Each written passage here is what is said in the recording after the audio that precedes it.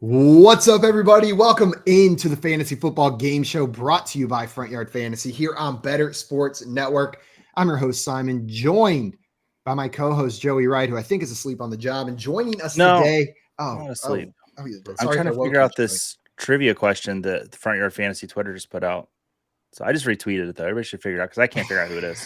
Sorry. See if you guys can go figure that out at Front Yard FYF. Joining us today, we have our great friend and the best lottery scratch ticket hype man in the business, Sam Wagman, joining us. For those of you that do not know Sam, you can find him on Twitter at swagman95. He's a strategy and betting content creator over at the Game Day, a contributor at our good friends Football Guys, and the host of High Floor Football. Sam, thank you so much for taking the time to come hang out with us today. It's never taken the time to hang out with you guys. It's always a great pleasure to be invited back. I don't know why I keep getting invited back. Someone must have some blackmail on you guys to keep inviting me back, but I always appreciate it, and I'm thrilled to be here with you guys. It's because we like you, Sam, damn it. And the chat, excited to have Sam up here and excited to get the show started. We got Scampers down here saying, good noon, FYF fam. Ooh, good noon. Good noon to you as well, fine cat. We've got Dave in the chat. Happy belated birthday, my friend Dave. Welcome, man. One of our favorite Canadians. And then saying, rebrand city, baby. Let's effing go. Welcome in, Dave. We got Albert in here saying hello, everyone. What's up, Albert? And Andrew down here giving some love to the new rebrand. I'm so excited we got it out there. It's just, it makes me happy every time I see it up. We got Swamp in the chat saying, at work, and I cry, sweat. Yeah, I bet delivering Jimmy John's in New Orleans, you are sweating right now. Stay hydrated, Swamp. I need you in here tomorrow. And Swamp likes the new profile picture as well. We got Craig in here, our chat historian, saying today's guest is making his 5th FYF show appearance. The last time he was on for a mock draft was back on June 15th, 2021. So it's been 2 years since we've mock drafted with you live on stream, Sam. We'll see how much your draft strategy has evolved because we've got meticulous notes on your last draft ready to bring up. Oh wow, I'm a little nervous on that though. I think I'm a little bit of a better fantasy football player than I was 2 years ago. At least I hope. You know, for all I know, I've gone backwards. I think I'm a worse fantasy football player than I was 2 years ago. I think I've just slowly gotten worse as I've gotten more and more in my head about every single decision that I make. The echo chamber. We've got Z2 in here. What's up, Z2? Saying Z2 is in attendance. Well, welcome in. And I see Scampers down here saying happy belated to Toronto, Dave. We'll sing the Canadian birthday song in a little bit. I know Sam knows all the words, so he'll lead us in it once in the middle of the draft at some point. Well, guys, today we brought Sam here to mock draft with us. Like I mentioned, the draft is now full, and we are going to be doing a Superflex redraft mock draft. We've been doing mostly dynasty drafts this offseason, but today we are going to jump in to, I think, our first Superflex redraft. We did a single QB redraft last week on the show. Before we do that, a couple reminders. First and foremost, if you're not already following our guest, Sam, you need to remedy that ASAP. You can find him on Twitter at swagman95. It's below his handsome face on the screen or in the link to this video wherever you're watching it on YouTube. If you're watching on the Front Yard Fantasy or BSN YouTube, go ahead and hit that subscribe button. It's the easiest way to show your support for what we're doing.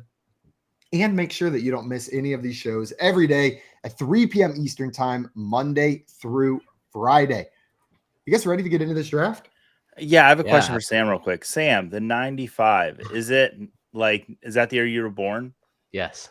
Okay. I thought, hand to God, I thought your Twitter handle was that because you're always working like 9 to 5. Like, that's why I thought you had 95 there. You thought it was a Dolly Parton fan account? I did. Like, you know, who doesn't love Dolly? But everyone loves Dolly. Well, I like you a little less now, Sam. I'm glad to know that plays into it. I don't know. As soon as you said, how can you not love Dolly? You won some points back in my mind. It's okay if you don't run an exclusively Dolly Parton fan account. All right, well, guys, we're going to go and get this draft started. A reminder, this is Superflex, so that means you can start up to 2 quarterbacks. So their values are going to be a little bit increased. 2 running backs, 3 wide receivers, 1 tight end, and 1 Superflex, 1 flex, and then as many bench as we have time to fill before the end of this show. We're going to go and get this started. And we got our friend 8 picking first. Sam, there for the first time in a couple years, I feel like is more than 2 quarterbacks that are up for contention being the first overall pick in a super flex league. I've seen Patrick Mahomes, I see Josh Allen, and I see Jalen Hurts. Where do you land when it comes to who the 101 should be in these leagues? Yeah, I think it's it's really up for debate. I think you can take any one of the three and you're perfectly happy with it.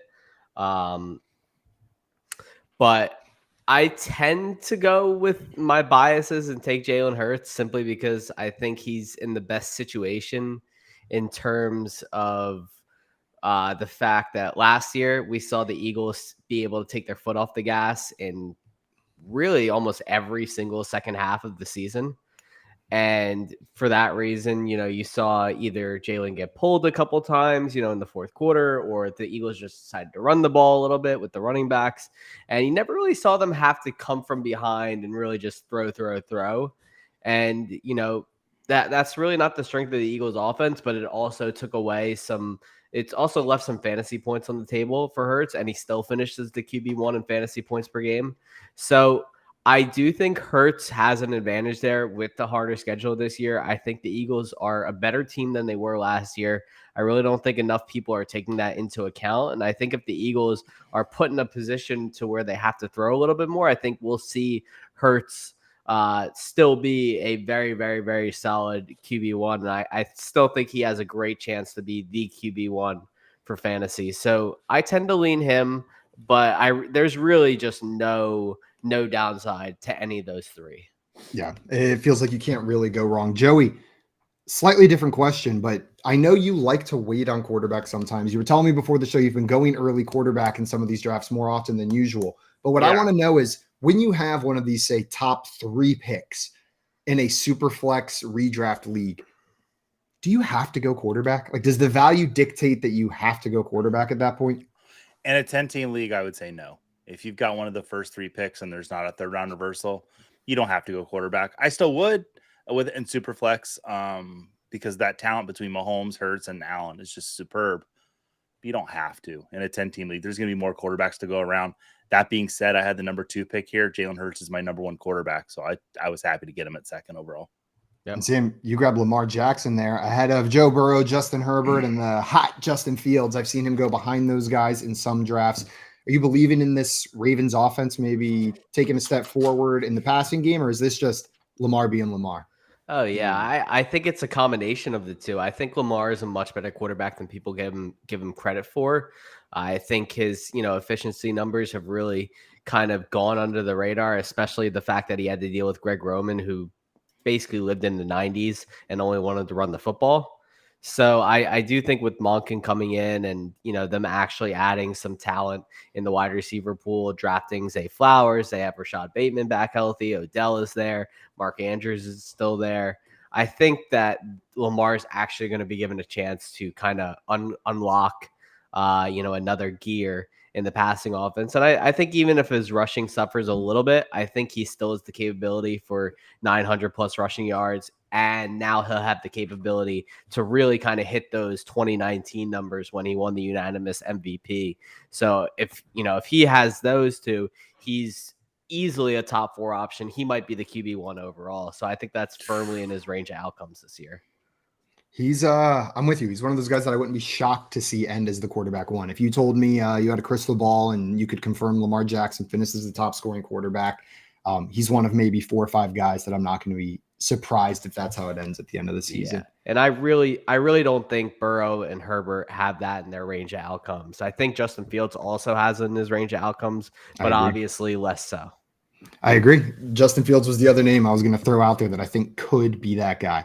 We got Victor in the chat saying, what's up? Welcome in, Victor. He said, hola, bro, chachos. Sorry I'm late. I missed the school bus. Had to walk over here. That's okay. We'll forgive you. It happens to the best of us. We got Jay in here saying, now I got Dolly stuck in my head. Well, you're welcome. And Swamp said, hey, I was also born in 95. That is just 1 year after the best year you could have been born. We got our friend Brainburst in here with a question for us. Wants to know, in a 12-team, 1 quarterback startup, would you trade the 409 to see FYF John Luke do a little dance in a tiny pink dress with a curtsy? Joey, would you make this trade? I would trade that for the 101, to be honest with you. I'd really like to see that. It doesn't even have to be tiny. It can be whatever size. He'll just look so cute and pretty. I would love to see that. Sam, are you making this trade? Absolutely. It's unanimous brain burst. Yeah. Slam accept on this one. Do you think it's a sliding scale for how tiny the dress would be for how good the draft pick is? Because if so, that's something to think about. All right, who am I going to take here? We got Andrea in here saying I made it in the draft. Happy to be drafting with you. And Andrew saying took Patty there. Took him 101 in Scott Fishbowl, and I'm glad to do it here too. Like Sam, you were saying, I think you probably summed that up pretty well, and you can't go wrong with any of those three guys. Like I'm not going to judge anybody for taking Mahomes, Hurts, or Allen with that 101. Victor in here, a happy belated to Toronto, Dave. And Adam had a question in here for us. Wanted to know Cam Akers this year. I traded KJ Osborne and Greg Dulcich for him in Dynasty. So, Adam, unfortunately, I've recused myself from any and all Cam Akers analysis this season. So I'm going to pass this one on. Sam, you in on Cam Akers this year? Are you buying into what we saw at the end of last season? I'm kind of indifferent. I think he's gonna get his opportunities. I think that I do think he's gonna get the chance. If they're willing to use him as a 3-down back, I think his ceiling's really high because I think their defense is just atrocious and they could be throwing a ton. If they use some of those targets on Akers, I think he's got a really high ceiling, at a really kind of cheap price. So I like it from that standpoint. But just as a standard workhorse, I don't know. He's one of those guys where it's a purely a value play. Like I'm not going out of my way to get him. If he falls to me, I'm kind of happy to take him because I think he has a floor. I think he has a decent floor. I just don't know where that's going to land him. Yeah. With this trade, even though I'm recusing myself on Cam Akers, this is one that, given the general value of the pieces, I'm totally fine making depending on your team needs. None of these pieces are wildly valuable in Dynasty unless you're playing in a tight end premium league. I would love to hold on to Greg Dulcich, but I don't think this is an unfair price to pay for a starting running back that you're going to be able to plug in immediately. Joey, you went with Amon-Ra St. Brown there at the end of the second round. One of the, what was that? 1, 2, 3, 4, 5, 6, the 8th wide receiver drafted. So he's going to have to perform as a top 12 guy in order to return value on that. But you believe in him doing that this year? I really do. I love that Detroit Lions offense. I also think that, with Jameson Williams missing those first 6 weeks, it's going to get St. Brown a little bit more targets. But what we saw out of him when he's on the field, he's fantastic. I believe in Jared Goff. I've been pretty outspoken about that. Detroit's they're favored to win that division, but they're going to compete in every game they play in. Even though that defense was looking a little bit better down the stretch, I still think that Goff and the boys are going to put a lot of points up, and Amon-Ra St. Brown's going to be a big part of that. Please be as fun as we want you to be, Lions. Mm-hmm. That's all I'm asking. Scamper's loving that pick, Andreas, and Cup there is hot. Yeah, to pair with Justin Fields, I'm liking your start so far. Can I highlight a pick here? Yeah. Breakout getting Kelsey at the 16th. Or was it 13th overall pick? That's beautiful. I was just sitting there watching like, man, how far is he going to fall? What a pick. If he would have made it one more, I would have taken him instead of 2. But such a good pick. But I like my start as well there. Andrew had a question for you, Sam, and I like your next 2 picks, both a little bit spicy. Bijan Robinson is the second running back off the board. Is he your RB2 in redraft this year? Yeah, he is. And, I think that Bijan, and it's a note for later. I also think Jahmyr Gibbs should also be in the top 12. But I do think Bijan Robinson, I'm not scared of these rookie running backs anymore. They really just do produce because these teams have certainly showed us all their cards. They want to use these running backs as much as they can and then just move on to the next one in 3-4 years after they draft them. And I don't think Bijan's going to be any different. Atlanta has thrown their cards on the table. They've shown us all they want to do is run the football. To hell with the rest of their talent, their blue chip talent that they've drafted, other names that will not be uttered at this point because they make me too sad to talk about it. But yeah, I see Bijan getting a ton of touches. It wouldn't shock me to see him get 320 plus touches this season. See him catch a bunch of footballs. He's just the best running back prospect we've seen come out of college since Saquon Barkley 5 years ago.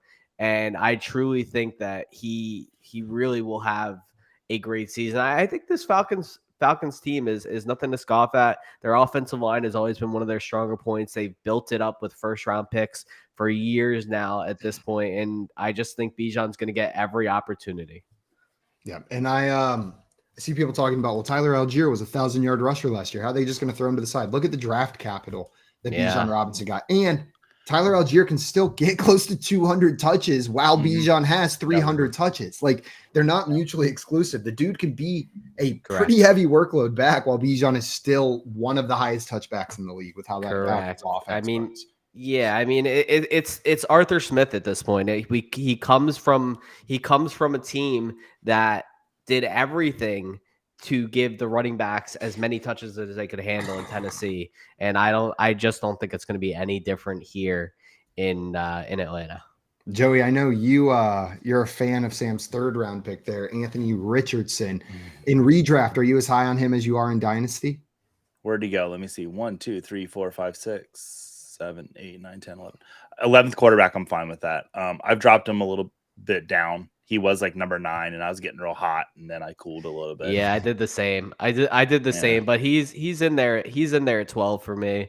And if he hits, he's going to be outstanding. I mean, everything is lined up for him to succeed in Indianapolis, whether it's the coaching staff, the players around him, everything, just the type of game he's going to play. Like, I just want to see it happen first. And I'm starting to hear these little rumblings about Gardner Minshew maybe getting to start 4 games and just kind of souring me a little bit. But that could be the best situation for if you really like Anthony Richardson, if Gardner Minshew starts 4 games, because Richardson's value will plummet down draft boards. He'll go down like 16th, 17th quarterback because no one's going to not want to have a starting quarterback for the first 4 weeks. But it's a position, if you're going to stream anything for the first 4 weeks, I mean, there's a history where Phillip Rivers would just come out amazing out of the gate. So grab a veteran quarterback out of the gate like Matthew Stafford, pair him with Richardson, and you're set for the season. Yeah, I think Richardson's going to be a value come draft day. I do think we're going to get some kind of clarity on what the Colts plan to do is with them. But I'm typically of the opinion that these teams are not drafting these guys in the top 5 to not start them. Yeah. Not unless they're egregiously not ready like Trey Lance was. I don't think Richardson is that. I think Richardson is that. I think Richardson's a lot more pro ready than people kind of think. And I do think that's going to come out and be a little bit more clear as we get a little closer to the season. Last year, what you were talking about in Scott Fishbowl, my strategy for QB2 was very similar, where I drafted Trey Lance and then I took Ryan Fitzpatrick because I figured he would start the first couple games of the season. And I got a grand total of 0 starts out of either of those quarterbacks for the entire season last year. It worked out fantastic. And I'm on the clock and I'm already tilting because this is not how I usually start my drafts. And I hate every single thing about what's on the board right now. I quit. I refuse to play. You and me are both starting the same way. I'm upset. I don't like the wide. I miss all my good wide receivers. Man, starting double quarterback, then a running back. I'm not used to having the wide receiver board start here for me.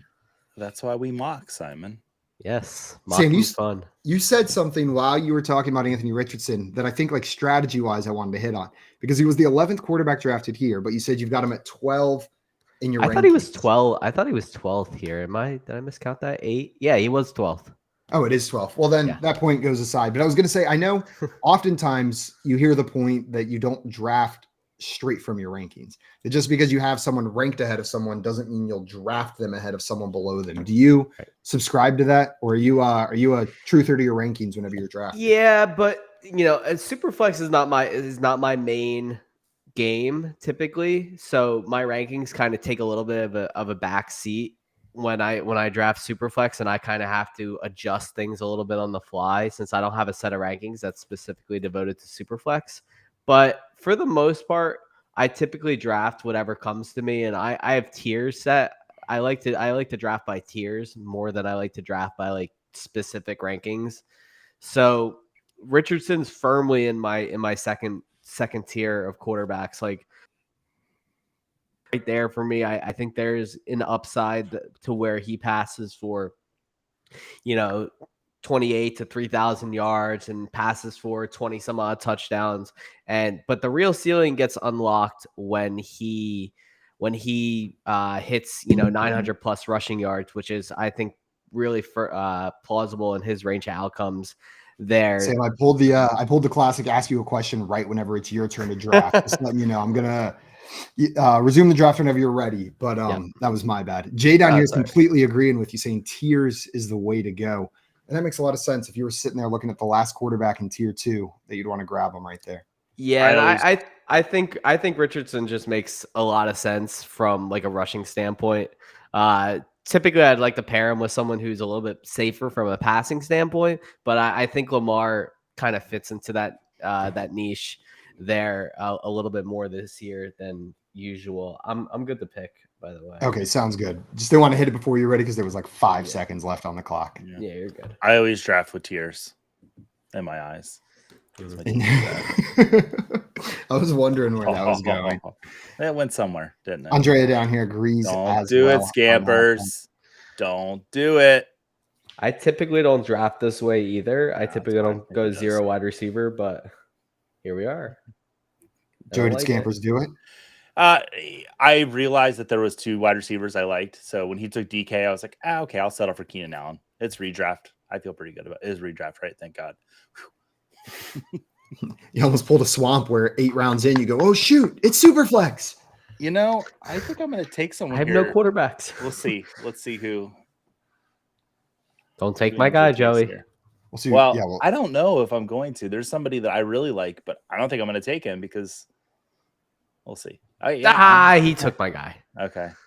No, I'm actually. I think he's fallen too far, and I'm out on this player. But at the value, I'm going to take Dak Prescott. Yeah, 5th round is a little nuts. Yeah. Okay. Thank you. Joey, Jared Goff or Dak Prescott in redraft this year? Goff. I have Goff ranked higher. You have Goff ranked higher? I have Goff ranked higher. You got a Goff Actually, here. I have Geno ranked higher too. I don't know what the hell I'm doing here. Sometimes, folks, you mock draft to make you realize you need to pay attention to your rankings, and your tiers. But you know what? I've taken a lot of Geno this year. Let's take Dak Prescott in a league we're not going to play out. Joey, do you think Joe Mixon is a value there in the 4th round? He seems to be one of like the only workhorse running backs left in the league, but I guess there's concerns about whether he'll play or not. Yeah, now that Samaje P. Ryan's gone, he doesn't really have anyone to worry about behind him. So, no, I think Joe Mixon, he's on one of the best offenses in the league, signed a contract so he could stay there. That team's going to be dynamite. Joe Mixon's going to get to run the ball a lot this year. Oh, I was just about to pull another classic. Ask the guest a question right whenever they start there. Ask me a question. And Andrea said, thanks a lot, Joey. I was hoping Dak would come back to me. Andrea, I'm so glad you're here today, but I was not going to let you have Dak Prescott. But hey, you know what? Where are you at? Take Geno Smith. You'll be just as happy. Ooh, Sam, Geno, Justin Fields, I would like that start. Is this the year, Sam, that Terry McLaurin's talent matches his fantasy output? Or are we going to be left saying again, top 5 talent-wise in the league, just needs a quarterback? I think there's a decent chance he does, actually. I put out a tweet this morning on it. And, all his stats are, his stats always, like his advanced stats back it up all the time. I'm so sorry, Sam. I am livid right now. Man just wanted himself some DeAndre Hopkins. Fun. Anyways, I think Sam Howell really kind of targeted McLaurin over Dotson last year, and Jacoby Brissett propped up Amari Cooper as a wide receiver 1 in Cleveland. So I really think whoever is the quarterback in Washington, I think McLaurin's going to be pretty happy with from an efficiency standpoint.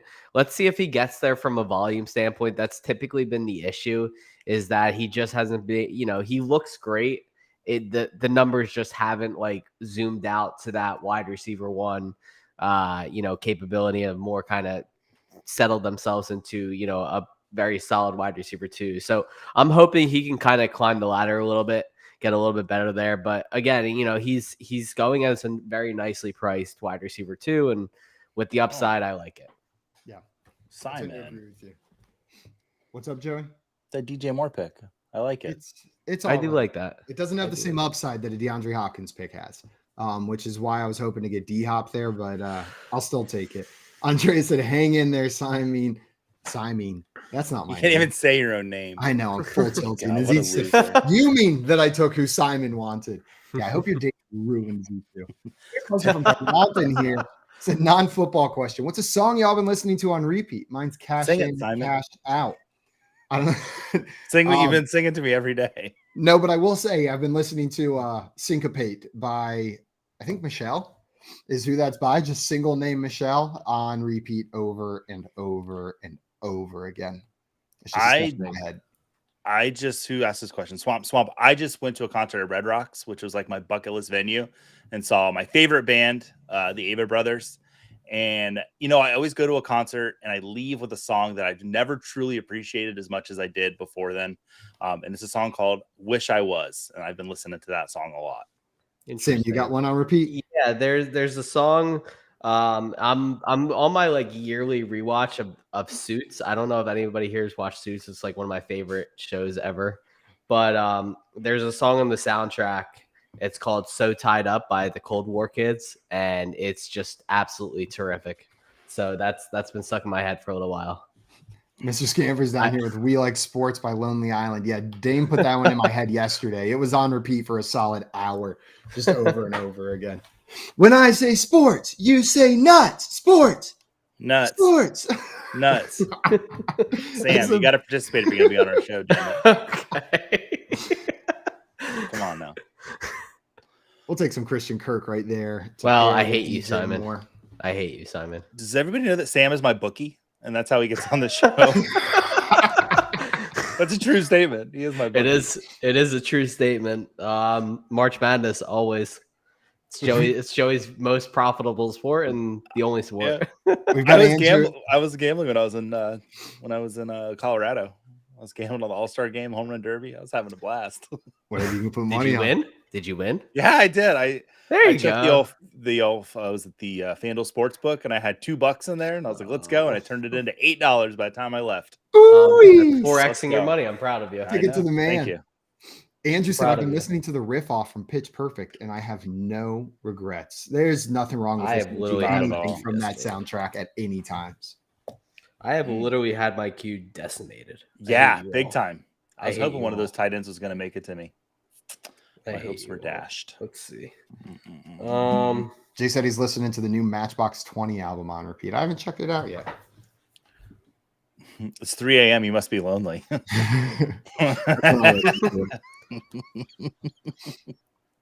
Sam grabbing Tyler Lockett there. You think Gino's going to be able to support him and DK and Jackson Smith and Jigba? Well, I think it's more likely that Lockett and Metcalf get theirs and JSN is, forced to actually be a rookie instead of the all-pro that everyone else assumes he already is. So there's that. Let's see. I love that Dameon Pierce pick, Joey. I do too.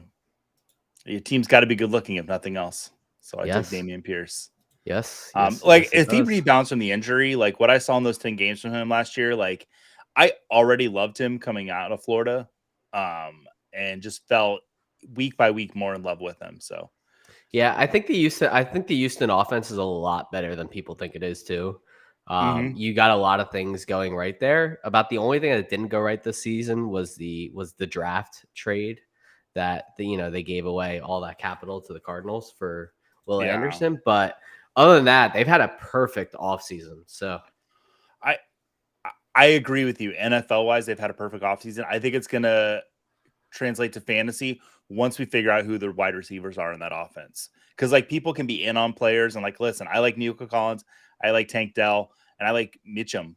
Every week, I like a different one more than the other. So I can't wait for the season to start so we see who those guys are.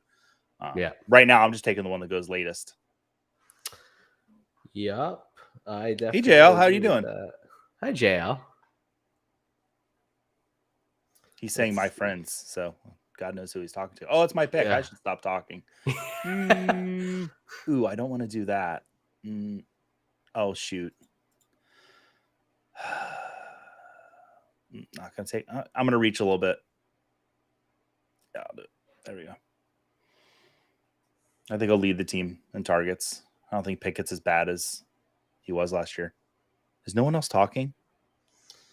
Simon, you're No. muted. I was not muted. I was talking that entire time and everyone heard me. And it was something wrong with all of the speakers of every single person that was listening and not with my microphone.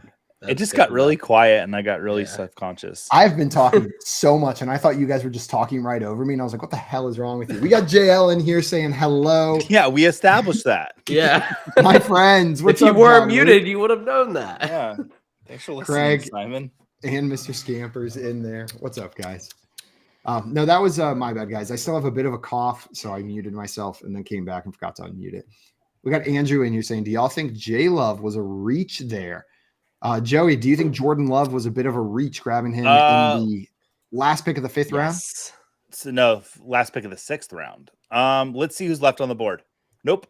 There's maybe one quarterback that I like more than him, but I think he took the best player at the position he wanted that was available. So I can't complain about it. I don't think that one of the other ones would make it back to him, so I think it's a good pick.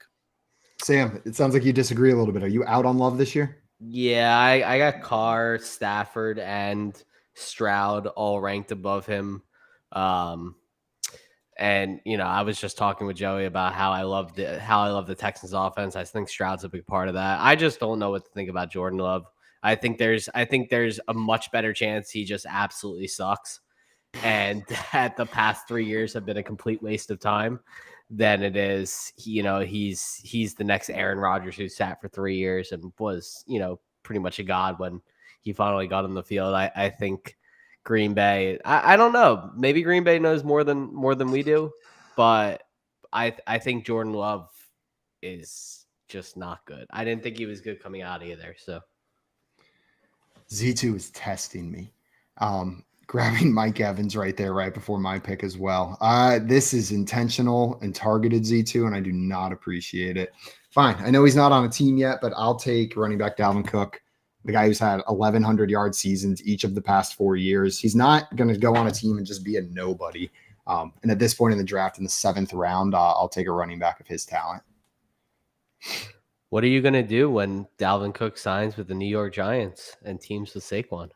Yeah, that would really suck. That would be really bad. Then I'll have a horrible RB2 situation on this team. God, if he signs there or New England, that's just going to be a sad day. A sad day. I think it's sadder if he signs with the Giants. 100%. Yeah, absolutely. The only reason it would be very sad in New England is we get the class. We finally thought we had clarity in New England, and then it would, for the first time, and then it would be completely ruined. Scampers down here got ETN in the 7th round. Gimme that.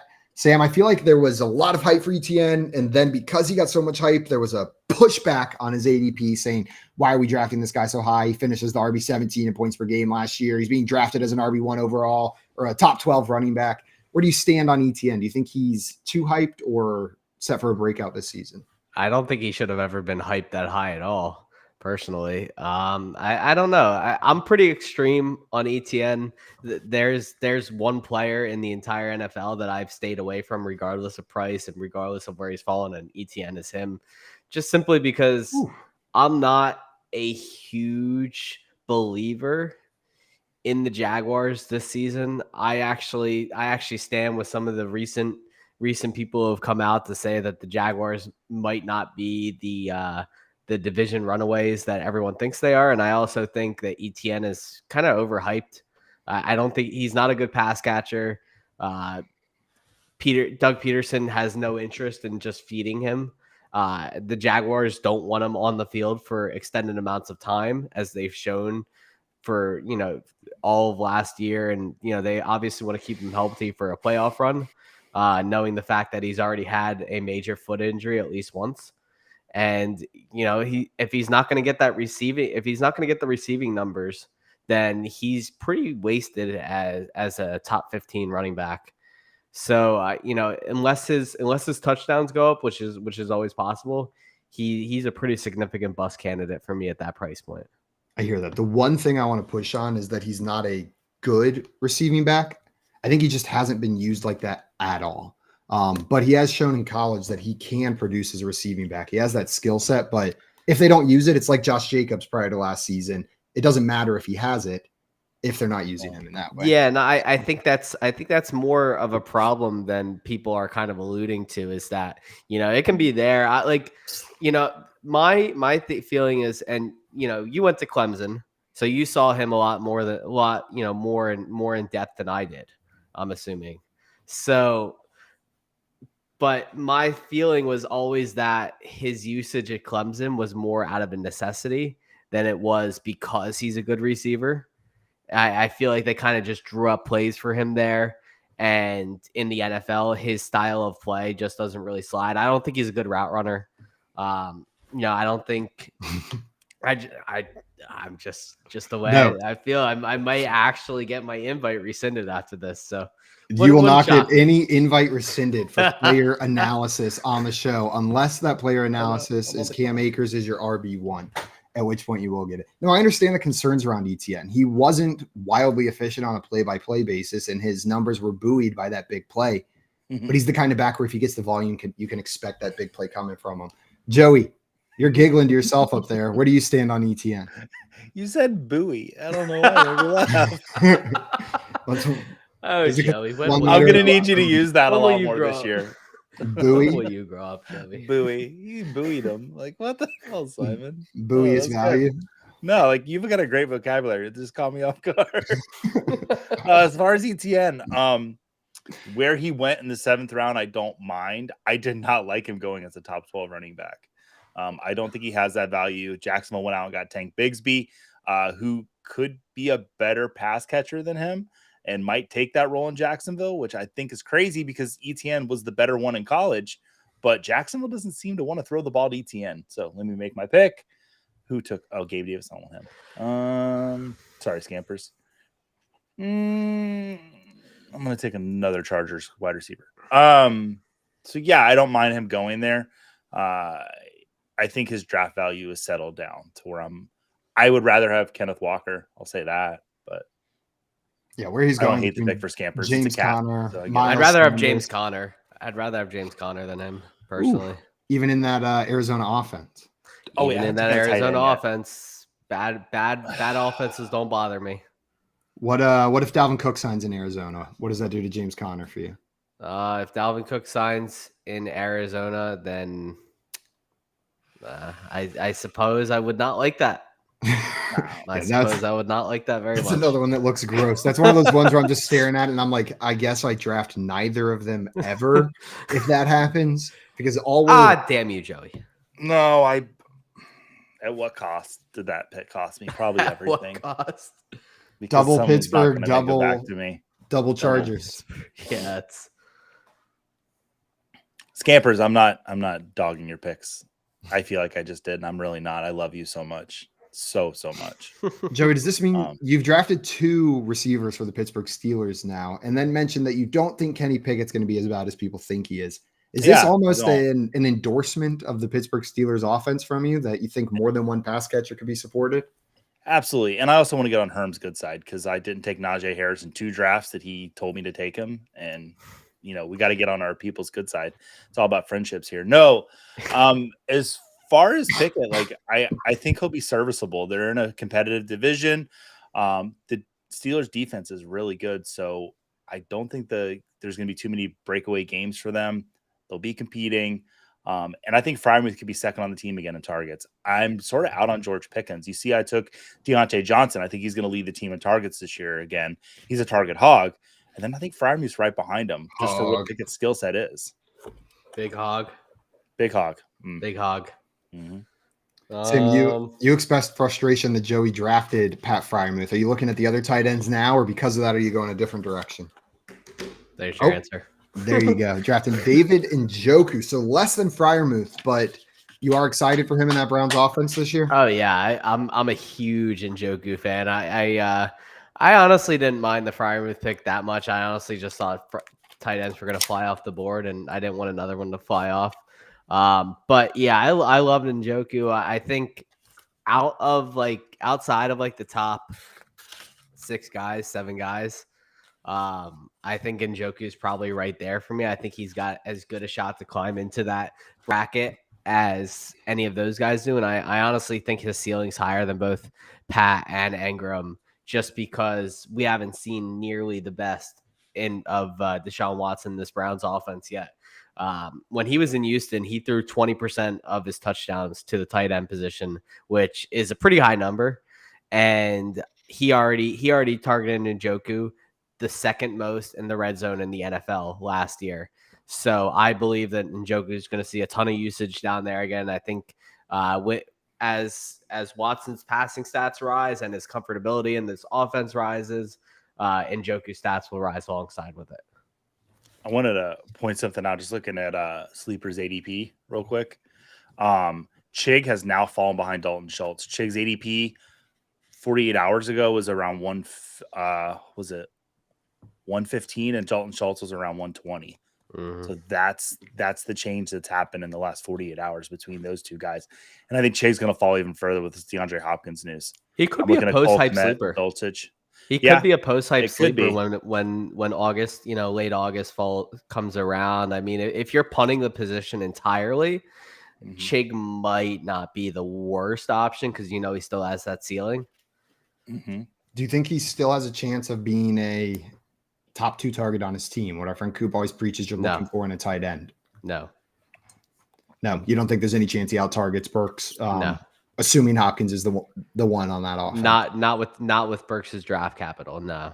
Yeah, I tend to agree with you, Joey. I see you shaking your head up there. You agree? No, I agree with Sam. Yeah, I think he's now the third man on a team with Ryan Tannehill, who does not pass a lot. He's efficient when he passes the ball, but he doesn't throw the ball a lot. So, I mean, that team runs through Derrick Henry.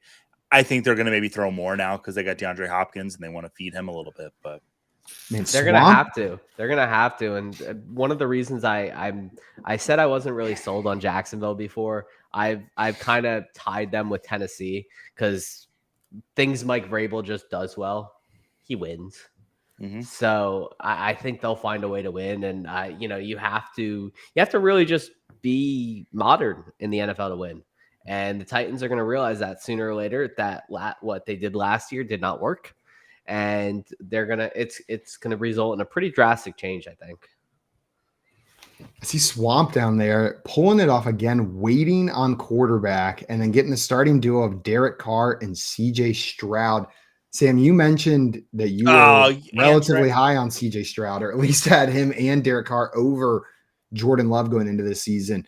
Do you think this is a viable strategy in Superflex, waiting on quarterback as long as Swamp did, given the results? I don't really hate it. He gets two, in my opinion, 2 top 5 wide receivers in Tyreek and AJ Brown. He gets 2 incredible running backs in Ramondre and Jahmyr Gibbs. He gets a top flight tight end. He gets a couple, high upside guys in Judy and JSN. And I think getting Carr and Stroud is really not bad. I think that in this particular Superflex mock, we weren't too QB crazy. I mean, look at some of the values. You got 5 quarterbacks in the 5th round that are all extremely viable.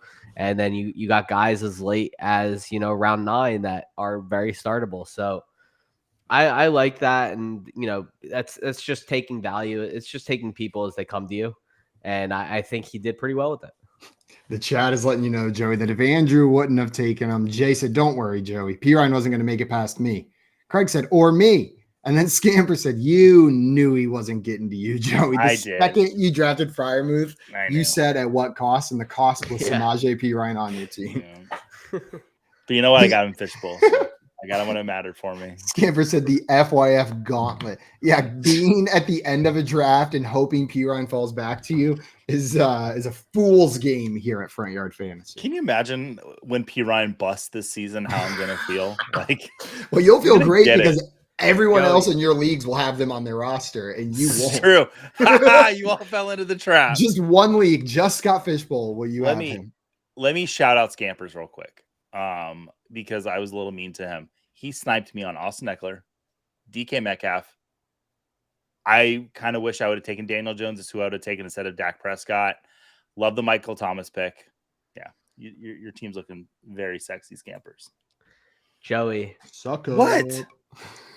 How do you feel knowing that one of my most confident season-long player prop bets I've taken is that Samaje P. Ryan will go under his rushing total? Well, I think you're an idiot for one. No, that makes me sad. Is that a pro Javonte Williams take? It's Sam? an anti Samaje Perine take more than that, but yes, it's What it's do a you pro. okay? What do you not like about Samaje Perine? I'm just interested. He's a perennial backup. Okay. And his yards per carry average is never summited at 4. But when he gets the work, 1 second, let me make my pick. Samaje Perine for me is one of those running backs that needs to get, and this is going to sound weird, but he needs to get the carries and touches to get into kind of a rhythm to put the points up. And once he gets in that rhythm, he excels. So with 10 touches or more, it's 18.4 fantasy points per game when he's in Cincy. I don't disagree with you. Like with a small amount of touches, he's not going to excel. But I think with Sean Payton giving his RB2 on his offenses at least 11 touches per game, I think Samaje Perine can find a rhythm. And I think that's why I'm so high on him. But I like that I like that you're bringing up the counterpoint to it. Because all FYF has been is like beating the drum for Samaje Perine. So it's nice to have somebody come on that's like, hey, pump the brakes. Would we really be shocked if Samaje Perine busted? Know what I mean? Like no, and not at all. Wouldn't be a shocking thing. I was on Samaje to like start the offseason, but as we started hearing this, Javonte, Sean Payton was waiting for other running backs to be cut so he could sign someone else. I've just been sniped in 4 consecutive picks now, so now I have no idea what to do. This is what I get for not drafting a running back in 6 rounds. Give me 1 second. You're good. All right, I'll take my guy. Take my guy. But yeah, I think that Peyton runs his offense through the quarterback always, and I think that's probably what gets focused on. Also, 600 just seemed like a big number to me for a guy that probably doesn't start the entire season. I think Javonte will be back sooner rather than later. And I think even if he's not, I think they signed someone. I truly think they signed someone. And I'm not the biggest believer in Samaje's talent. So I took him in best ball earlier this season. I completely stopped about a month ago when his ADP started to rise into like untenable territory. But yeah, I don't know. I think he's a lot riskier than we thought he was. It was nice when he was going around 14. I felt real. Yeah, real yeah. But once he starts to get into like the 10th, then it starts to like. Yeah. I don't like having to take him in the 10th. Yeah, I like the fact that Javonte only won 4 spots ahead of him. That like I would rather have Javonte. Man, what a little running back run that went on right there, right before my freaking pick. All you little pieces of garbage drafting in here. You're all banned. This is the worst day of my life. You can take Tank Bigsby, Simon. Yeah. That's who I want to take. That'll fill my team out perfectly. Whatever. I'm tilting so hard and I don't know why. I think it's just because I'm not used to starting drafts like this. Guys, this is why we do mock drafts at this time of year. So when you get in your real draft and the value falls away that you're not used to it falling, you've done that before. So you're not like me, tilting and drafting players that you don't even want on your team. Sam, you said you're taking my guy and you took Kendre Miller. Does the Alvin Kamara news, the news that he will likely be back sooner than expected, affect your optimism for Kendre Miller in redraft? No, I still think Kamara gets suspended for 4 to 6 games. It never really changed. I never really thought he was going to be suspended for more than 6 games because I think we've all taken off the rose-colored glasses with the NFL to know that they don't really care about doling out discipline at a proper rate. They more just care about marketability. Yep. But I also think the fact that he pled no contest means there was something there. And if the fact that it took this long probably says the NFL is going to do something. They've shown in the past that even when there's no official charges brought, that doesn't mean necessarily no suspension. There was a video. Yeah. There was a video. I mean, there was a lot of news about this. This happened at the Pro Bowl. It happened in Vegas. I think there's enough bullet points there to say, all right, maybe 2 games isn't enough. Maybe 8 games is too much. Suspend him for 4 to 6.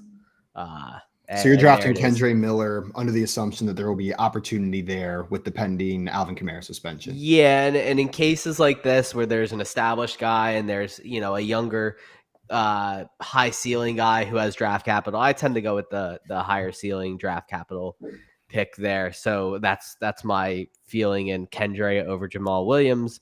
But I do have Damian Harris and Rashad Penny ranked ahead of him still, so I would have taken them ahead of him. Damn you, Joey, and damn you, Scampers. See, Andrea in here said, you made me laugh. So I'm glad my misery can bring you happiness on this Tuesday, Andrea. And Craig said Joey was a great backup host for a while and turned into a good starter when he got the chance. Maybe Samaj will follow Joey's path. I think I had a good game yesterday. I think I don't want to call it my breakout game, but I had like 80 yards and I fell into the end zone. I feel like I was a pretty good fantasy producer yesterday. You put up like 18, team. 18 PPR fantasy solid. points. You were free. You were great. Yeah. You didn't win the league, but it was like, oh man, I can't believe I got 18 points out of that guy. Right. I'm taking the anti-Damian Pierce and Devin Singletary there. Joey, as the Damian Pierce truther, do you have concerns about Devin Singletary in that offense? Hell no.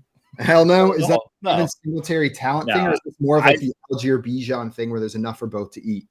I don't know if there's enough for both to eat. I just think what we saw out of Damian Pierce last year, if he's healthy, there's no reason to give Devin Singletary even 30% of the carries. Give it a 75-25 split. That's fine. But no. Sam, I see you nodding your head down there. Are you thinking similarly about the Pierce Singletary split? Yeah. How much target share he walks away with is going to be interesting to see, since I've always been of the assumption that Damian Pierce is an above average target earner like he was at UF.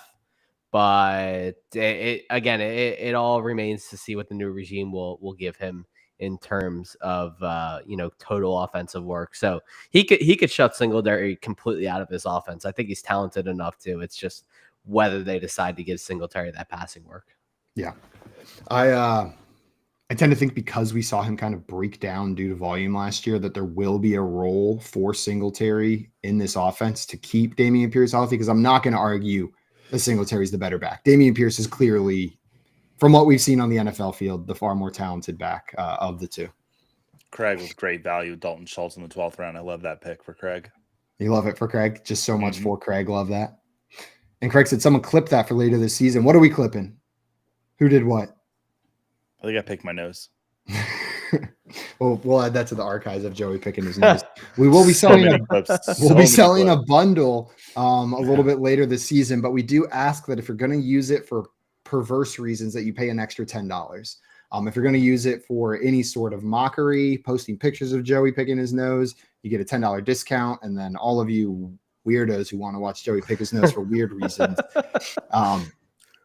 you got to pay that extra 10. Guys, we got a couple more minutes left here. We're not going to finish all of these rounds on the stream, but I did want to remind people of some things before we jumped off here in a little bit. We'll keep talking ball for another 5 minutes. Before we go, if you guys are looking for a breakdown of the NFL coaching systems for the NFL, you can get that with the NFC and AFC North divisions today on fantasyalarm.com. There's some coaching changes, and it's going to affect the fantasy players on these teams, so make sure you go and check that out. Again, that's the NFL coaching systems for NFC and AFC North divisions on fantasyalarm.com. And everybody watching, if you're not already following our guest Sam, please go and fix that. You can find him on Twitter at Swagman95. Swagman95. You're going to want to follow him and check out his work over at Football Guys as well.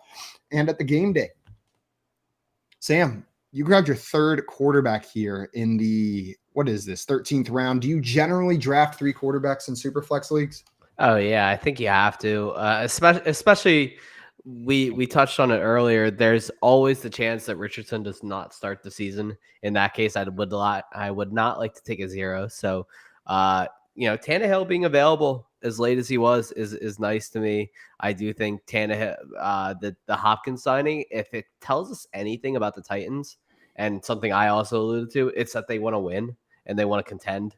So I think Tannehill starts more games than Will Levis this year, just based on that fact as well. And I also think Tannehill's probably not as bad as people have been, basically saying. So I like that. Andre said, you guys are too much. Yeah, we know. We're working on it, but I'm not sure if it's going to be resolved anytime soon. So my apologies for everybody watching. We will continue to be too much. If only we got paid too much. If only. Still working on peanuts. But my figure's looking good. Yeah, we're getting them to you shelled Happy at for least you, now, Joey. Joey. So you don't have to Sure. you don't have to break them out of the shells anymore. Yeah.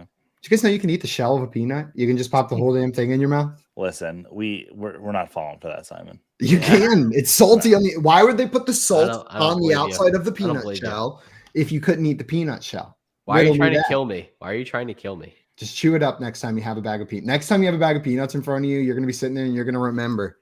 Simon said you can just throw the whole thing in your mouth and you're going to do it. Or you're going to sit there with this tension inside of you for the rest of the time. Really, Simon says, like, my contract with FYF says I'm not allowed to say those phrases, but you get to say it. You can't say it as a joke. If it comes out in normal lexicon, those God. words, the game has stolen those words from the English vocabulary, and I refuse to be held hostage by a children's game in the way I speak to others. Now, if you You're do a make that children's joke to game. me, So do you speak of yourself in the third person and say Simon says? All the absolutely time. Walks around with a cape. He's awful. Just terrible. Sam, if we weren't already friends, that would have disqualified you immediately. That's Simon Says joke right there. Joey, I didn't know if you wanted Sam Laporta, but I've been sniped so much that I just decided to take him there in the last round. I like Sam Laporta. You dirtbag. It was purely out of anger. Out of hate, you said? Yeah, out of hate and anger. I'm just in a bitter okay. mood after today's mock draft, and I Jeez. targeted you. Guys, Okay. on that note, that is going to be it for us today. The last couple picks here are going to wrap up, but I want to thank everybody in the chat for coming and hanging out with us and everybody who drafted along with us today. Joey, do you have any final words before we go today? I'm waiting. I'm about to pick. Final words. Yes. I want my good friend Tim to feel better. That's my final word for the day. Feel better, Tim. Sam, thank you so much for taking the time to come and hang out with us today, my friend. Thank you guys for having me, as always. I always appreciate it. Looking forward to show number 6 with you. Until then, that is going to be it for us today. We'll be back tomorrow at 3 p.m. Eastern time for some more fantasy football game show fun. So come hang out then. Until tomorrow, adios, everybody. Bye, everybody.